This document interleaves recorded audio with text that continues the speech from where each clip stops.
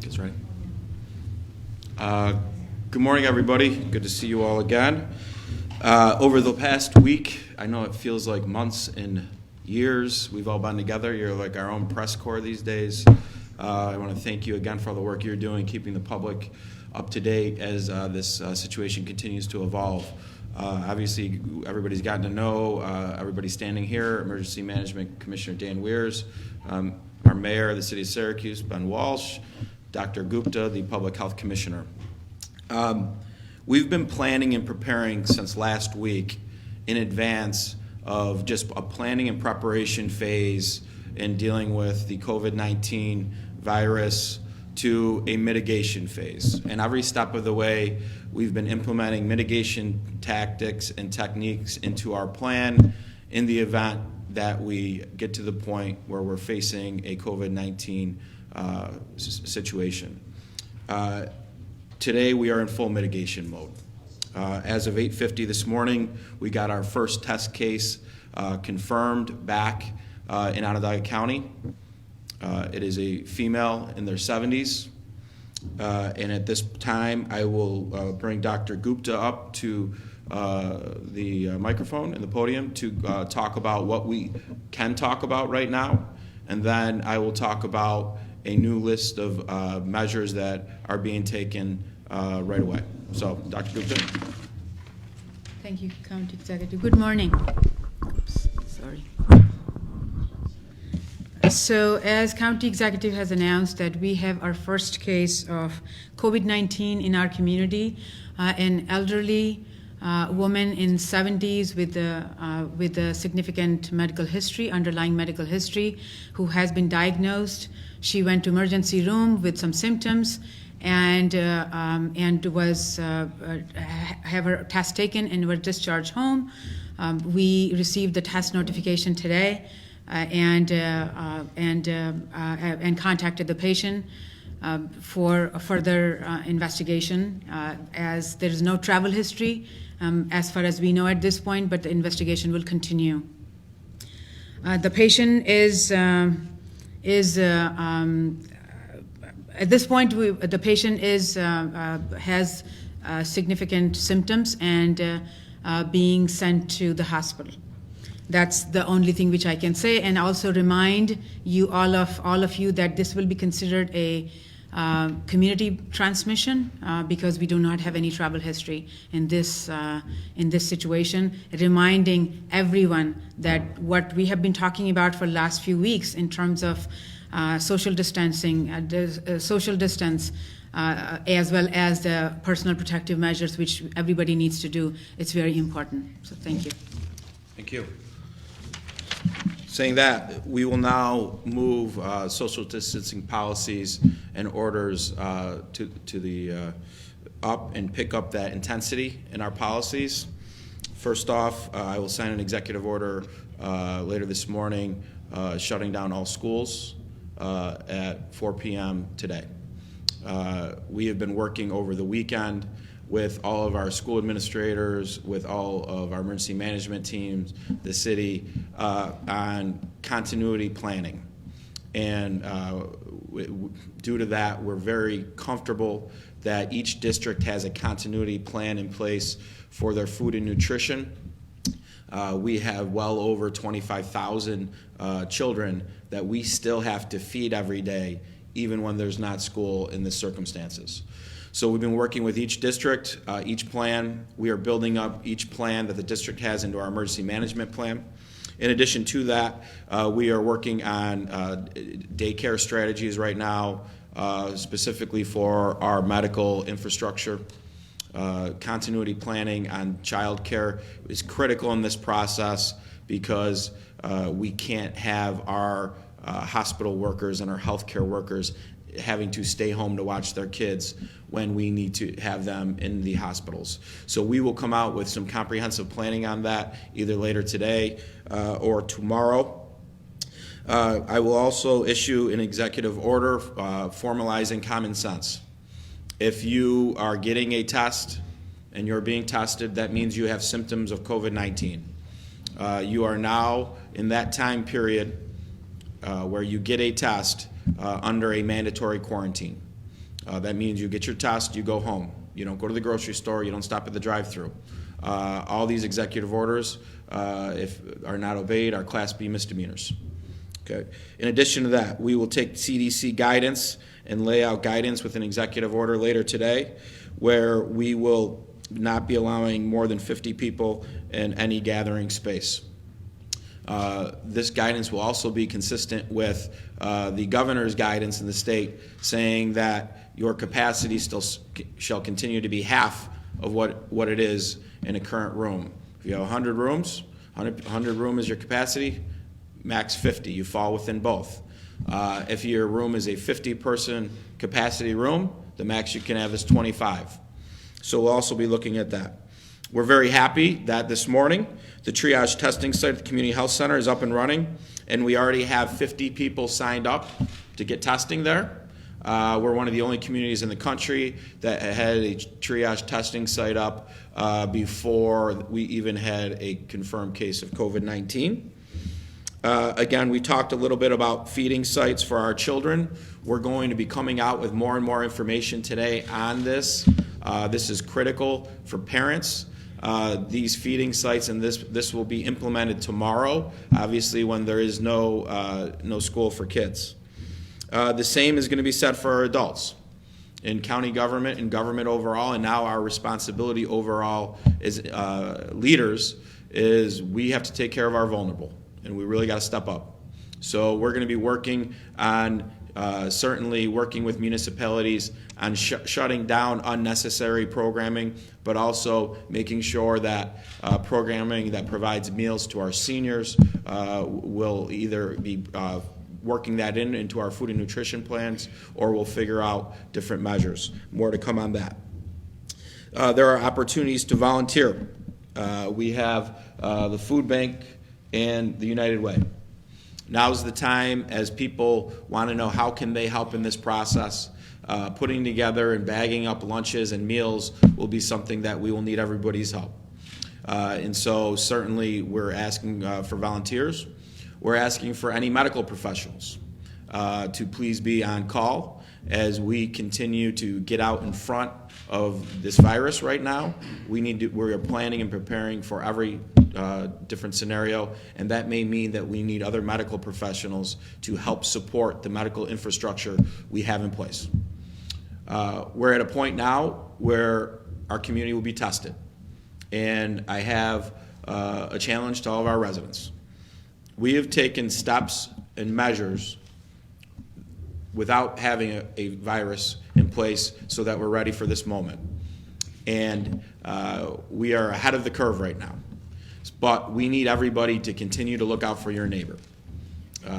We do not need everybody rushing to the grocery store and buying all the food. Go and move on. The grocery stores are going to be open. We need everybody to not create a sense of panic for community members. We are going to continue to update everybody at noon at Facebook Live. Our briefing will probably go through all of our new executive orders, but there are communities that have been experiencing community spread that are far behind where we are at this point. And we are in front of this. We now need to come together as a community and work together to really face this challenge together. Saying that, questions? What kind of work goes into finding who this woman could have come into contact with while she was in? Yep, Dr. Gupta, why don't you go over that? Yeah. So when we get notification from the New York State Department of Health lab, electronic surveillance lab, we go through the information and contact the doctor who any patient has their primary care doctor where this test was done, and we have to backtrack the path of this individual. So during the interview, we go through the whole detail where this person was, if there's any travel history, what their social interactions were, if they saw any other doctors, if they saw any other friends, what kind of social gathering, and we have to backtrack and collect all that information by interviewing. So you can think of that, it just continues to grow because we need to identify all those contacts, make sure, advise them to self-quarantine for that many days depending on what kind of interactions they have. And that's what we are in the process of at this point. Where is that process for this person at this moment? So we just found out not even 2 hours ago. So we just started the process, and during the interview we found the clinical status, and we will continue to go and interview this individual, try to find where her paths were. What hospital will she get to? So I would not going to identify which hospital it goes to. I think for the person's privacy, you all should respect that. It is important. It doesn't matter which hospital, wherever hospital she goes to, will provide the excellent care. And I think that's the one thing which is all of you, I would ask all of you to respect that. Did she had underlying health conditions, and does that make it more serious, or?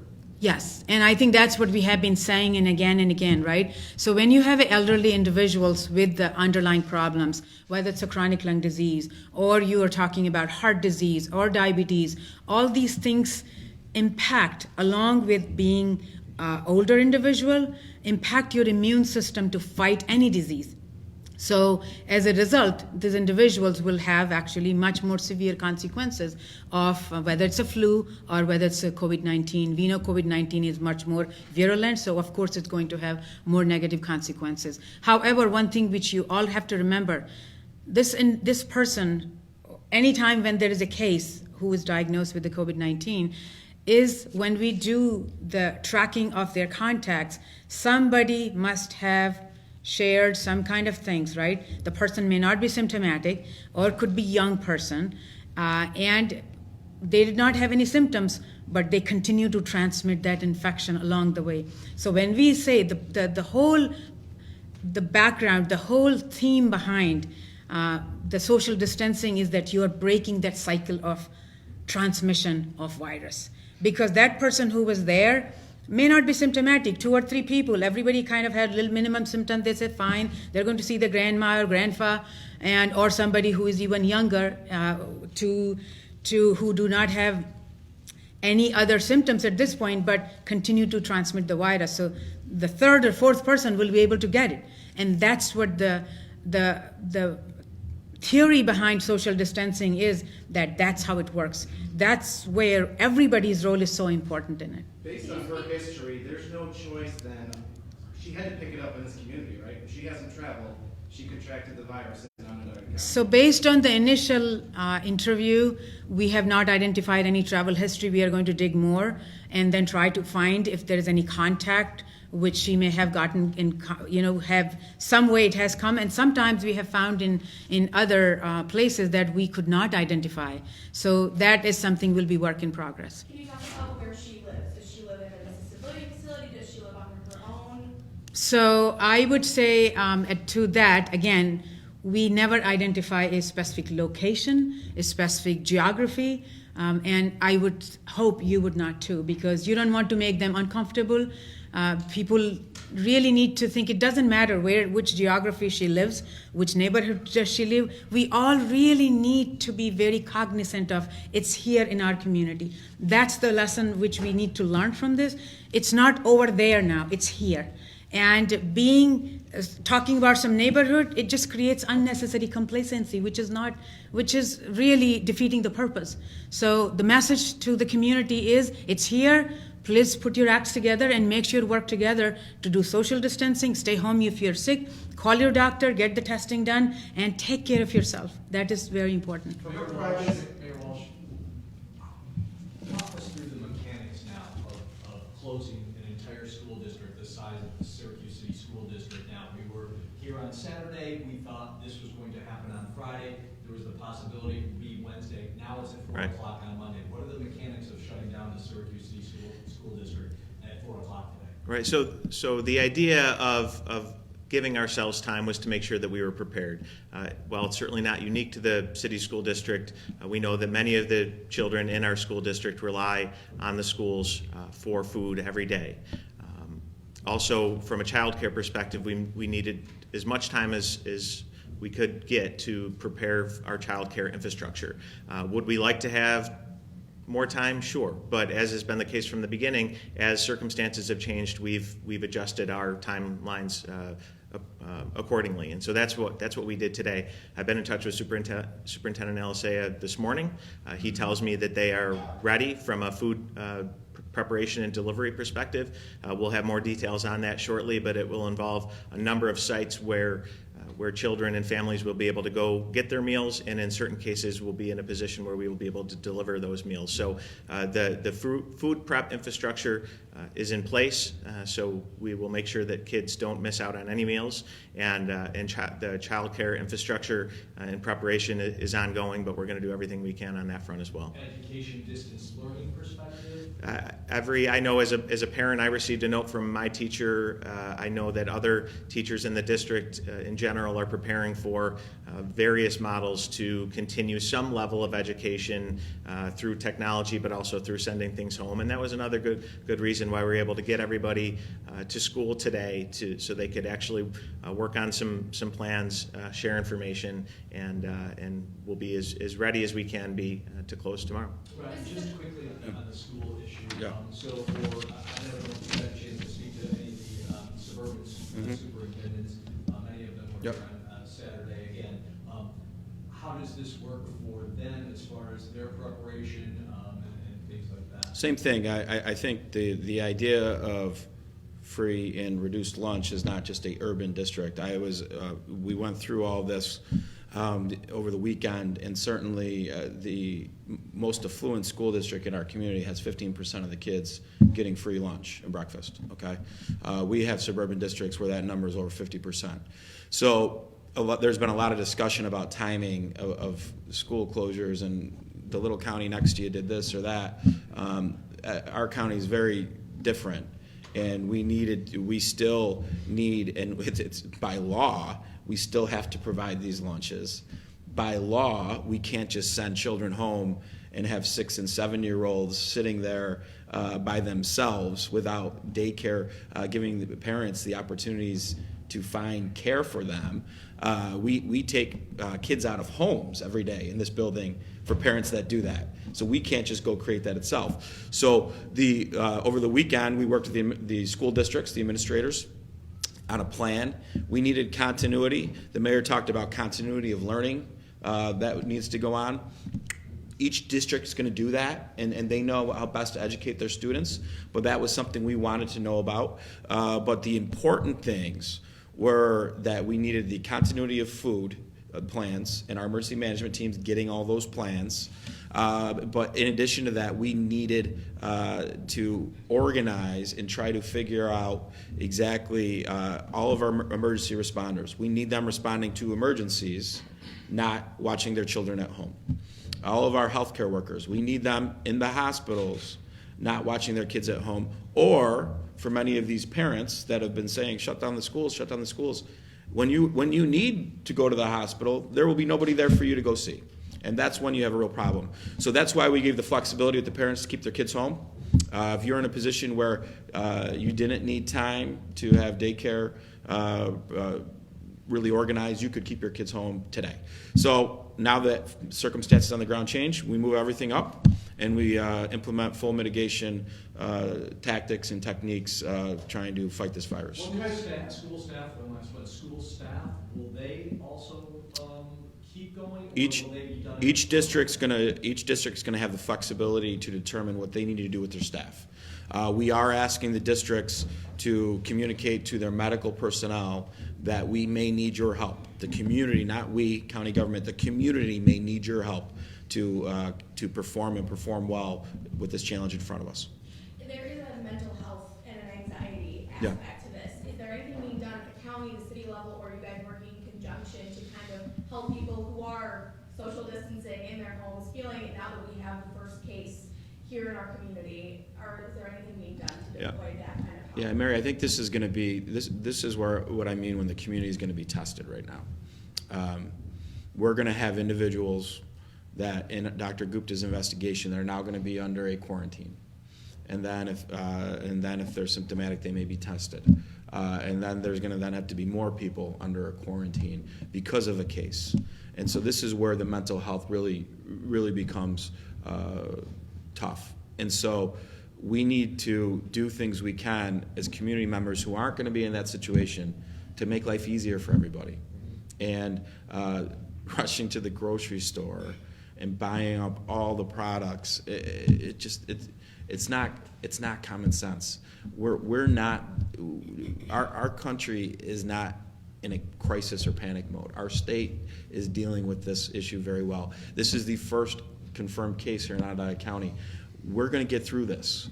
But to help everybody's mental health, we need to come together. We need volunteers, if you have time, and do this. But this first case, these next few days will be very challenging for the community's mental health and for many of our neighbors who are now going to be forced into a situation that they don't want to be forced into. How will the 50-person limit be enforced? We're going to look at that, Andrew, and certainly work with our law enforcement communities. But look, this is another thing for the community at large to put our public service and emergency folks in a position where we have to enforce a law like this. Shame on you. Why Yep. closing restaurants and bars and things like that? Yeah, I think we're going to look at that, and we'll look for more guidance. We can't afford to have restaurants closed from the standpoint of we need food being produced, and one of the things for our triage site, the restaurant's going to get a lot of business from us because we're going to be feeding everybody over there. When we look at everybody's food and management plans from the districts, there may be gaps. We may need to go buy meals from a restaurant that day to fill those gaps. So we're going to work with that. Now, does the way the restaurants work change? That may change. Whether we get to the position where we believe, based off of the advice from Dr. Gupta, the CDC, and others, that maybe restaurants need to go to takeout only, that's a discussion that we will have. But as a community, we cannot afford to have our restaurants just shut down when we need to put together a food and nutrition plan, not just for our young people, but our elderly, and then the community at large. So what about the restaurants would be part of your entire plan? Absolutely. What about the mall closing? A lot of people are asking about Destiny closing Yeah. a big space. Yeah, we'll have discussions with the management there. They've been reaching out and communicating with the mayor and myself. They've been tremendous partners. I think this is a situation that the mall was exempt from the governor's initial guidance because it's so big and it's such a big space, and that having 50 people on one end of the building and 100 on the other isn't going to create a community spread scenario. I think those facts still remain true, but now our facts on the ground here are changing, and we're going to evaluate and analyze this. Does your order apply to them, even though it's a big building? Does it limit at least the public Yep. space to 50 people? We're going to look at the governor's guidance, and certainly with our law department and clarify what it does or does not do, Andrew. How many tests are available? Do you have any plans for drive-through testing? Yeah, we've been planning every step of the way. As far as the idea that there is not tests available in this community, I get this a lot, and I know everybody gets different information from different outlets, and it's very confusing. But I have not been told that there are not tests here and that there's a waiting line of people that want to get tested. That is just not the facts on the ground here. Where the test is a nasal swab or a throat culture. So there's plenty of those. Now, we don't have a testing lab in Onondaga County that can then go there and 3 hours later turn around. That may change. We very much hope that Upstate can become that resource for us. But needless to say, we have the Upstate Medical University triage line. We have this triage testing site. The fact that we have 50 people going to get tests there is good. And the more testing overall, testing sick people is good, because then that tells us what they have.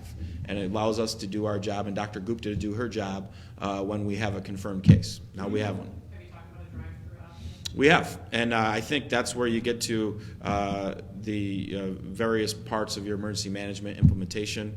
We have a couple different concepts there that, again, you want to implement these things before you get to that crisis level, and certainly our emergency management team's making those plans. Right, what changed on the sensitive, on Saturday it was if we get a confirmed test, we'll close on Wednesday to closing at 4 o'clock today. Was it the immediacy of finding out this morning that the first confirmed cases happened here, and that speeded up? Or was it the planning and preparation were in place to Yeah, Jeff, we're all gonna talk today anyways, and we were gonna speed that up because of the planning and preparation, specifically on the foods, the food and safety. The reality is we can't have a situation where every school district shuts down and they don't have a plan and just pass that responsibility off to the county of Onondaga, okay?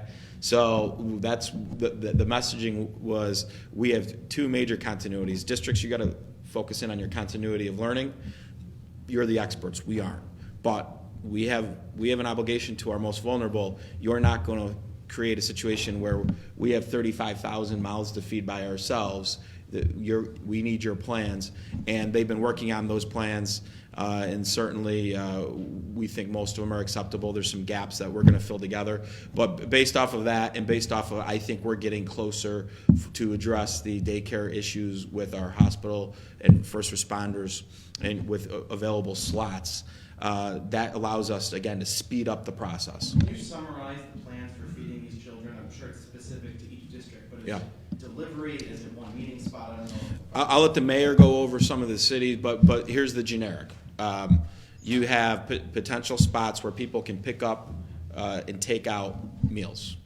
You have other situations where you have a bus route each day. That bus route will be utilized to drop off meals. The idea that we'll have all the kids come and share a meal at a community center is counterproductive. There's no reason to shut down schools if we're going to allow kids to gather in that. It's all about social distancing at this point. Is this food from some of the places we've seen offering it? Is it school district? Nope. Yeah. So it's school district produced food, right? They still have their cafeterias and their kitchens that produce these meals every day, so they'll continue to do that. But certainly, in our working groups that we've had with all the administrative officials in the city and all of our team, the food bank's been a part of that, and all of our other partners in that space. And we continue now to focus in on, there's been a lot of focus on our young people and how we're going to deal with that system. We now have that. We're now focusing in on today the plan for our seniors, and we'll be giving out further guidance for that. For the people calling this triage line, what information should they already, what can they expect on this phone call? Yeah, they're going to be talking to medical professionals, right? And so they'll get asked many, they can ask any questions they want, but from the standpoint of if you're going to come to the triage site, certainly the medical professionals have 5 things they're looking for to check off, and if there's 4 out of 5 they're checking off, they'll consult with Dr. Gupta in the state, and then if they believe that that's important, they'll come and they'll get a test. So it's really, some people are calling and they have generic questions. Most people calling are people who don't have health insurance, or you may have a primary care provider getting overloaded with these calls. They then, may be coordinating, and this is the triage center is to keep the emergency rooms running and functioning, and that's really critical. Ryan, I know for respect to the privacy of the patient, we're not saying which hospital, but I'm already hearing from people in different hospitals wanting to know if this patient is in the same building. What does the hospital have to do differently, and what can you say to the people that might have a loved one in one of these hospitals wondering if this virus is now contagious? Each hospital has their own isolated units already prepared for this. They've been ready for this for weeks. So for folks, the reason why we don't talk about the hospitals is just that, the mental health, anxiety standpoint. If you have anyone in a hospital, or if you're in a hospital watching this, you're going to be okay. These folks are going into an isolated situation, and we have plenty of beds at this point in the community. I know you got Governor Cuomo tweeting right now, while this is playing out here, saying that they are going to have joint regional action between New York State, Connecticut, and New Jersey to effectively at 8 o'clock tonight reduce crowd capacity to 50 people. Yep. Restaurants and bars, delivery only. Okay. Gyms closed, movie theaters closed, casinos closed. Did you know that was coming? Nope. How do you react to that? No, everything's evolving. So you just broke that news to us. It's pretty consistent with a lot of things we're talking about today. So, the state and a lot of the information that the governor's been dealing with. The governor's been dealing with very, very serious situations south of the Hudson Valley, and the more we've been watching this, and we've been watching how the counties have been handling it, the cities, and the state, and we've been implementing those practices from those lessons here already. So, look at we're following all the state's guidance. They're our partner, and they're doing, under the circumstances, everybody I think is doing a pretty good job of dealing with this as the information changes on an hourly basis. Would you advise people to stay home? I know there's a 50-person limit, but that's still 50 people that You you look fit in look a at. restaurant. I think at this point, if you're a senior, you really need to evaluate things you do in your daily life, and certainly we want to accomplish social distancing. We've had the charts, and we've shown what the looks like. If you can do 25%, the infection curve goes like this. 50, it's like that, and 75, it's like this. We're going to be doing that. We're going to be working within our own buildings and our own operations on that. Again, we'll be giving out more and more guidance throughout the day. But if you're a senior, and certainly you need to go to the grocery store, call a loved one or a friend or family. We're going to be coming out with a line, maybe even as early as today, for seniors who are having issues getting the necessities they need or questions they have.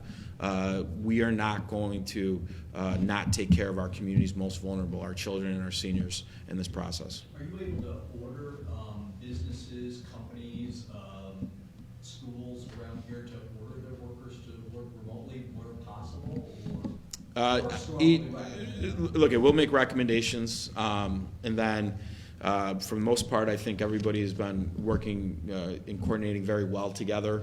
And I know the mayor's looking at his operation, our operation. Those are two large employers. The governor already gave some guidance related to the state, and Upstate's already our largest employer, Syracuse University. Everybody's kind of doing this. Everybody gets it, Jeff. And I think now we've spent all this time getting into mitigation. Now we're here. We're going 100% full throttle at this. The less chance the virus has to contact from person to person, the better we'll have. And so we're in true offensive mode right now. Regarding childcare, I know you're coming out with plans today, but for kids, from little kids, it seems like it hasn't been canceled, so parents are looking at that, you're canceling school. My Yeah. 3-year-old is in a cesspool of germs. Yeah, look at if parents have the ability to, because they're at home at work and they don't want to send their kids to daycare, that's a good option, right? And the reality is, if child care shuts down, everything's shut down, okay? Because you can't, we cannot function with our medical infrastructure if the professionals that are helping our sick can't go to work. And so I think right now, if parents are being able to work from home and via this with their employers, and your kids are in daycare, keep your kids home. That makes a lot of sense. Doctor, for people who may have come into contact with this woman, is it a call from the health department that they might be getting within the day? Is it, and then what kind of follow-up do you have with these people? Right. So the people who, during the investigation, when we identified those who may have been in contact with this individual, will be contacted by health department staff and will given very clear instructions. We just go into the detailed history, try to see where they had what kind of contacts they had, and confirm the things which we were given by the patient, and then provide the guidance. And it just goes on. And then they have to be, if they have to be in what we call, it still will apply the voluntary quarantine, because these people will not be considered a case because they are they were exposed to somebody who had COVID-19. So we would strongly recommend them to be in voluntary quarantine. They do not need any test at this point unless they have symptoms. If they have symptoms, they immediately will be referred to their healthcare provider, depending on what kind of symptoms they have, whether that can be done at outpatient, either this triage site, or it could be an emergency room, depending on the situation, or in the physician's office. So these are the things which we will deal with it. I just wanted to clarify one thing which you were asking about. The hospital were asking, and patient will say, you have to remember, hospitals are equipped to dealing with the infectious diseases, tuberculosis, measles, mumps. They have all that system system in place. So this is not new for them to do it. That's what they do, prepare, and that's what they have been doing for ages. Say it again. So we have the way the system nowadays. Any provider, if they feel appropriate that needs to be tested, will be tested. We do not have any count of that. I think this is something important to remember. We get the test results through the New York State electronic system to us. That's how we know that people are negative. As of it yesterday, I think there were 28 negative. And this morning we have one positive. I have not looked this morning how many negative, because when we got positive, we just wanted to kind of make sure it was in activation mode. So we do not know until that's reported to us. And many are pending, especially if they are negative, and there is a delay also. So we don't have any way to track at this point. State is working on it, so hopefully we'll have more database, but we don't have that. And I understand state has that data, so that can be, you can Do check we know that. when this woman was tested and how quickly did the results come back? Probably a couple of days ago, and that was turnaround. Seems like today's Monday, so Saturday to Monday night. Yeah, I'm just trying to think. I'm just look into the dates. So that's how we were looking for. So usually it has been 24 to 48 hours turnaround time. Do we know specifically if she was tested Friday, Saturday, Sunday? What does it matter? Just asking. It doesn't, right? So I think these questions are important. I know people are curious about that. The only thing which I want you to take on to this message is it's here, it's in our community, it's most likely community transmission. So everyone really need to hunker down and do what they can do to stay home. If you're sick, call your doctor, make sure you're washing your hands, covering your mouth and nose, and put the any sort of protection in case if you have to go out and to get the groceries. Try yourself to protect not only yourself but your family. Environmental cleaning the surfaces, that's important. And then the important part, as county executive has continued to talk about, that community protection in terms of social distancing. It is a proven fact. As you see that if we started early, so that's really good. And it's reinforcing that this is here, so please just listen and then do what best you can. Do either of you know the status of upstate becoming a place for the samples to be tested? No, so there will be multiple labs who are going to be tested. You might have listened to Governor's I think press conference a few days ago when he had talked about that he is in a process of approval of 28 labs out of like 200 or something, depending on how good they are. So he talked about this. So few of the lab have come into the picture. So Quest, Air and Upstate in itself, I don't think it's up and running at this point. To my knowledge, they will be able to give you more info. But most of it, Wadsworth continue to be there for, but more and more lab will come on board. And the reason which the community testing with at the triage site or physicians' offices will become much easier for physicians to do when we have more labs, because they can send it to those places. We've seen a few restaurants, I don't know if this, but very generously offer to step up and try to fill some of those gaps if students need a meal to come in, even providing them for free. Is that helping or hurting? Would we rather people not be congregating in places, or is that enough or not enough people and enough generosity that it's worth doing that? Yeah, I think, Jeff, look, everybody's trying to figure out a way they can help out, right? And so obviously we appreciate that. We're going to call on that kind of civic leadership forward, but we're going to do it in a coordinated way. And so everything's evolving. We're going to look at the guidance from the state and federal governments on this. We need restaurants to play a role in this.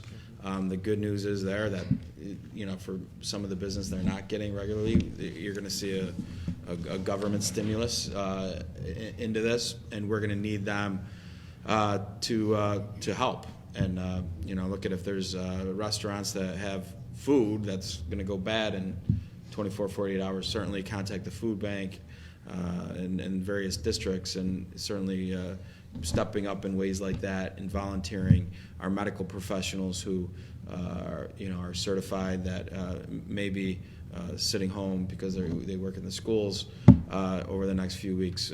Please step up and see where we can plug you into our plan moving forward. Doctor, you may have said this. Was this woman quarantined voluntarily as her test was pending? Was she out and about while she was symptomatic? Ryan or the doctor? So what I can tell you, since the test was done, she was not going anywhere. Before that, that's what we are in the process of finding out. When you talk about, getting the kids fed, that's an important thing, but also a lot of these homes with poverty, you've got violence, you've got drug addiction. School was the only place for some of these kids to get a respite from a horrible life, home life. So is there any thought about creating ways to, help in that sense? I'm going to let the mayor talk a little bit about this too, but our Children and Family Protective Services are still working. We still have and so we know that job is a little bit more complicated now because we have so many little ones that we knew where they were. We had social workers and mental health workers in most of the schools in the county. Now those workers will still be trying to contact and keep contact with our cases, certainly our at-risk cases. But this represents a challenge. And again, a very good question. There was very good reporting this morning by Syracuse.com about childcare. These are all things. You just can't make a decision in a vacuum. Let's just shut the whole place down.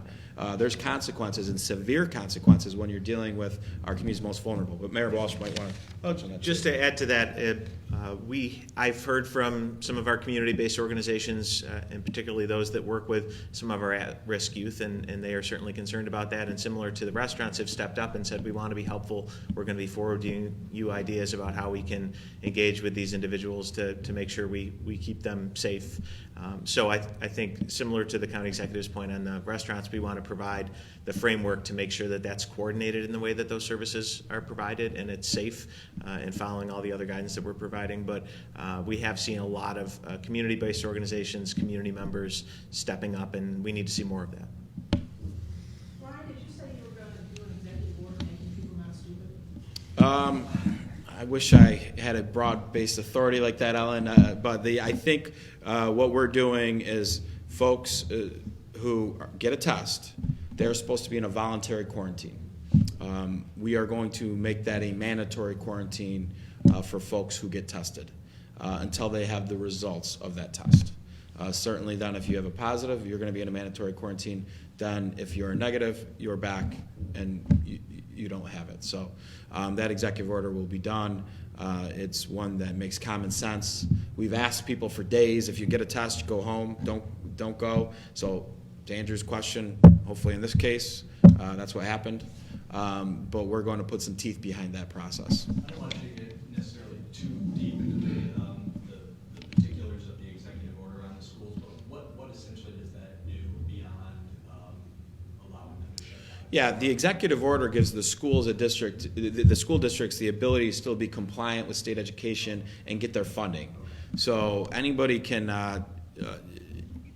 You've seen districts doing different things. Some of the districts who were able to do different things were because they were in a different county BOCES program. So they kind of picked what executive order they thought worked best for them. One district got very crafty with using snow days. That's fine. Well, this was all about flexibility, but it was about protecting these districts to receive state aid.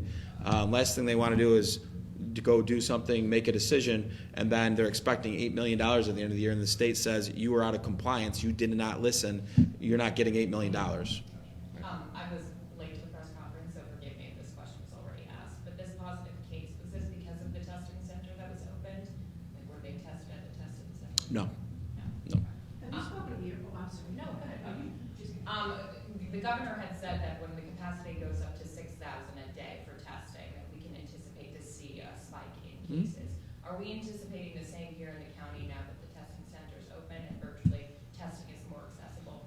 Yeah, I think we have a case here, so it's here. So we have 50 folks at our triage site ready to get tests, right? So if you just use the data, and the doctor can correct me if my percentages are wrong, but essentially nationwide, out of all the tests given right now, between 2 and 3% of the folks are and it might be just be 2, test positive for COVID-19. So if, I think if that data holds, we're certainly going to get more cases.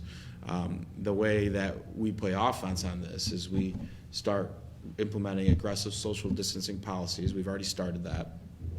We get smart as a community. We help each other, and then the folks who are positive tested, we get their contacts in the quarantine situations. So then our health professionals have now managed, and we know what the mitigation strategy should be next.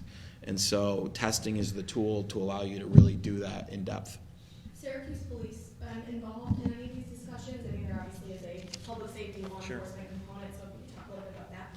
Yeah, just as is the case with all of our departments, but certainly important for the police department, they've established a plan in terms of how they engage with citizens who may have confirmed cases, how they can accommodate and adjust for staffing based on potential cases within the department. They're also providing some traffic support services for the testing site at Syracuse Community Health Center now. So, yeah, we, from very early on, we established a city response team that included the Syracuse Police Department, so they are involved in all this decision-making and supporting us every step of the way. Are either of you going to have to deal with legislative action, budget moving around, anything that comes to the legislature? Next money going here? We've appropriated certain funding for this, Ellen. Our executive orders give us the ability to certain procurement powers. Your question is a good one, as they always are. This is going to hurt, and this process is going to hurt. I've talked about this. 52% of our revenue comes from sales tax. The city's growing revenue comes from sales tax.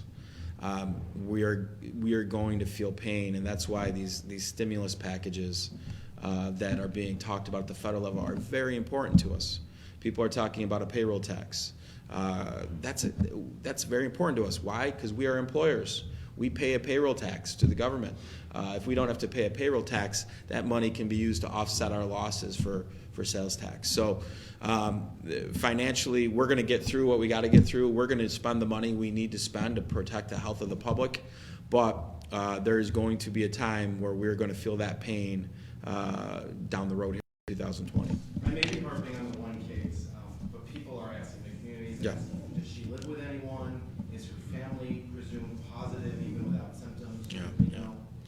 I'll let Dr. Gupta go to that. I mean, but we have an individual female in her 70s, and so people can come to conclusions they want to come to on that. Dr. Gupta, I don't know if there's anything else to that. So, again, I will just re-emphasize that it doesn't matter whether she lives with 5 people, 2 people. It could be applicable to anybody who would get tested. I don't think people do take that much interest in that, rather than were they in contact with this person. So we do our due diligence and track, pretty much walk the person's footsteps backwards and identify each and every place she has been, or family or friends she has contacted. That's what our job is, and that's what we will do. So it's important. I think underlying basis of your question is people are getting nervous about that. And everybody has to remember that when we talk about social distancing, it is going to change our day-to-day life. There's no question. And we have to accept that fact until this virus is out of our lives. And it will happen. We just have to give that much time frame.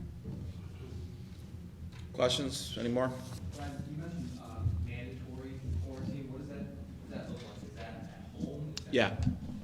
Yeah, mandatory quarantine unless your doctor or medical professionals want you in a hospital, in which the case if you're just getting a regular test, you're probably, you may be there. I'm not going to make assumptions, but for most people that go and get tested, their doctors are telling them to get tested. That's the only way you're going to get tested. After you take that test, you're under a mandatory quarantine at home. And if you're at home and you have family, you know, the medical community recommends you have a bathroom and you have a room, and you try to keep that social distancing from your family.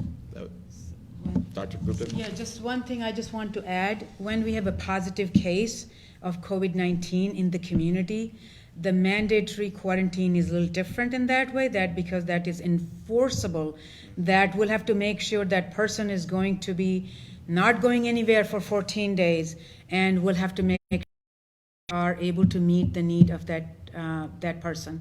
So it is important. That requires commissioner's order to enforce that. That might be a little different for the testing one, but that's what Commissioner of Health does, the mandatory requirement for the positive cases in the community. When they are in the hospital, they're already isolated.